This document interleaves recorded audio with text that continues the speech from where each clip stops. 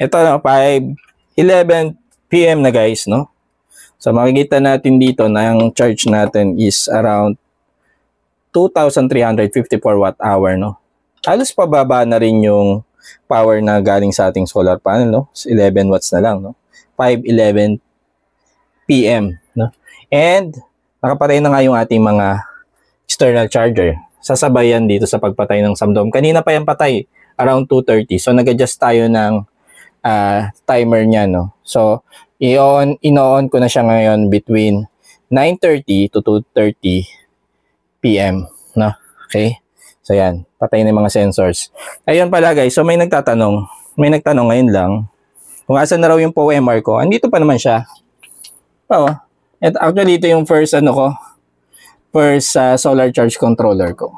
So alam nyo na bumili ako nung yung EP Ever solar charge controller, no?